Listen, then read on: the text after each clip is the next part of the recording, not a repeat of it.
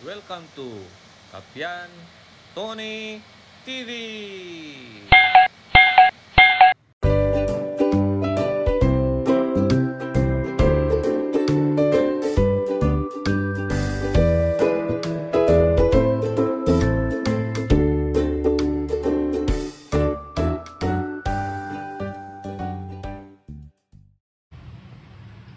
Magandang araw po sa ating lahat. Kumusta na po kayo? Ngayon po may gagawin tayong isang plancha. Kasi sabi nung gumagamit, nag-i-spark daw ito. Tapos pag sinaksak mo, mainit na kaagad. So check natin kung anong diferensya itong plancha. Ito mga kaibigan. So, una, testingin muna natin. Tester muna natin. Titingnan natin kung may continuity or wala. Ayan mga kaibigan. Set natin kahit sa lang times 100.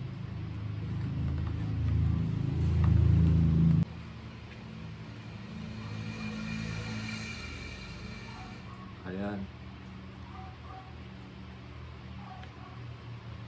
Galaw-galawin natin ito. Itong cord niya. Steady naman. Tapos itong selector switch natin.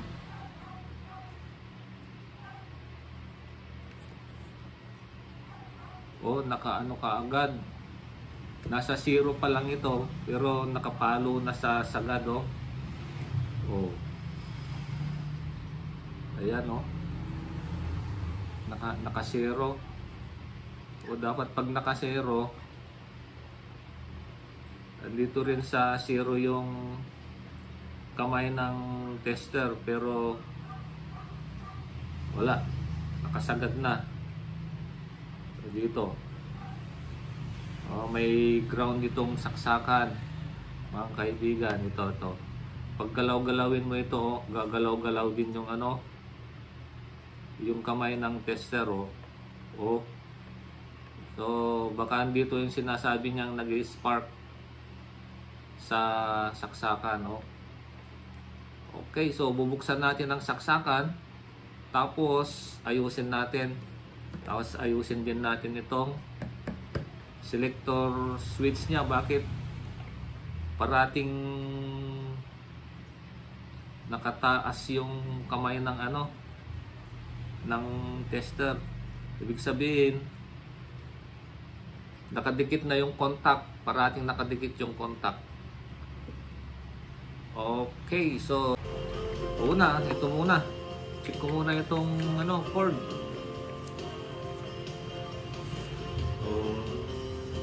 Buksan natin.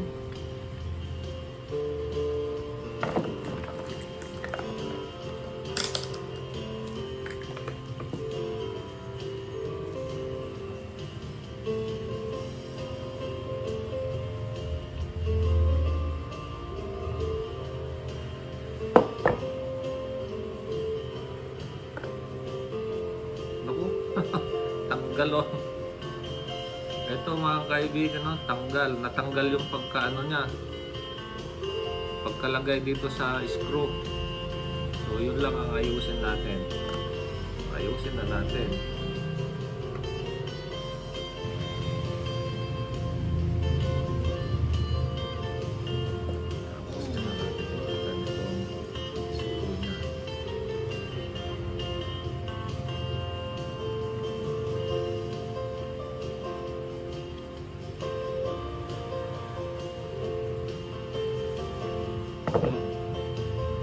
Yun. Ito. Walang din ang pagkahigpit nito. Ayusin na lang natin lahat.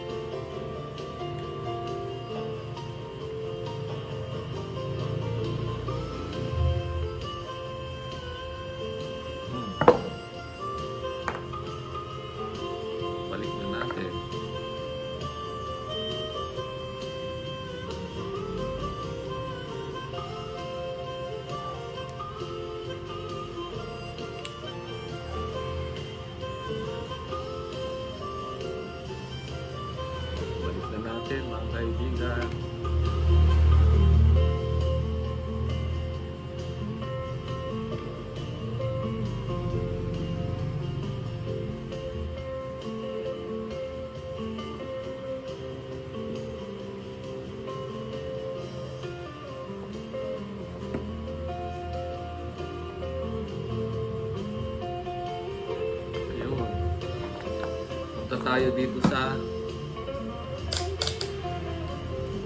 loob. Palasin muna natin ito. Mayroon tayong tornilyo dito mga kaibigan. Kakalasin muna para mabuksan natin ito.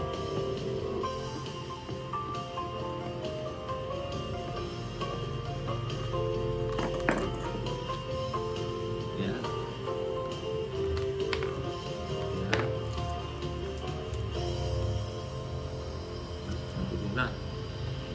So, ito yung cord niya. Check natin.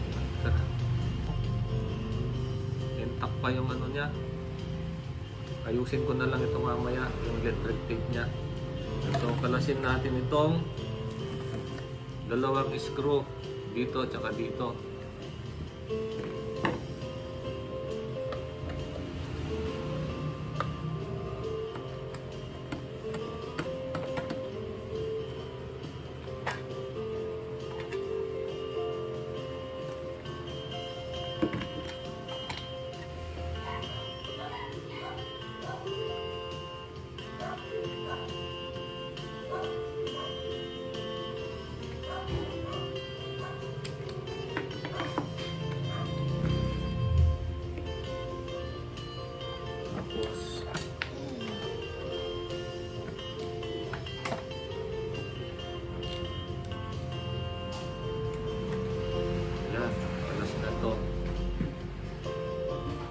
Tanggalin natin ito over. Naku, ang gabi. So, linisin muna natin mga kaibigan. Ayan po mga kaibigan yung contact ng plancha. Kung titingnan nyo, parating nakakontak. Kaya ang nangyari dito, yung pin na yan, napudpud na, kaya hindi niya maibaba itong pan para mag-contact. Kaya no, tingnan mo. Ayan. Para maitas na ganon. Hindi na niya maibaba. Ayan o. Dapat nakaangat siyang ganon yung contact. Kaya ang gagawin natin, lalagyan natin ng konting pang-angat dito. Para angat siyang ganoon. O, lalagyan natin ng kunting pang-angat dito. Ito to. Para yung contact aangat siyang ganoon. Kasi yun nga, yung pin na yun napudpud na. Kaya hindi na makababa. Hindi na siya makababa. Para kung makapabasa na, i-press niya yung ito para aangat na ganon yung contact. So ganon ang gagawin natin mga kaibigan para magkakaroon ng pag-angat yung contact niya. Yung pag nakaangat siya ng konting ganon, aangat din yung contact. So yun ang gagawin natin.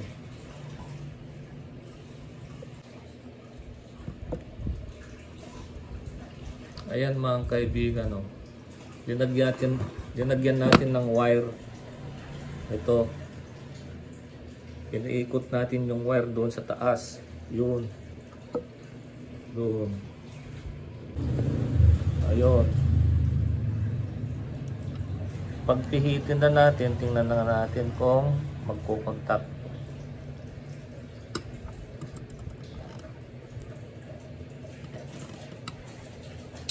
Ayun, oh.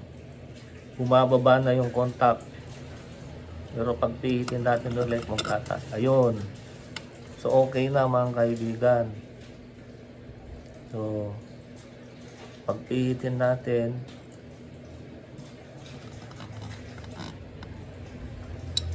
ayun. Kukontak siya pag lagyan mo ng yung selector mo pa taas. Pero papuntang 0, ayun, tataas siya. So yun ang solusyon dito mga kaibigan. Wire lang ang kailangan natin. O yun o. Tapos pag pupunta 0, tataas siya. Okay. So yun ang naging solusyon natin sa planchang ito na ayaw parating mainit. Hindi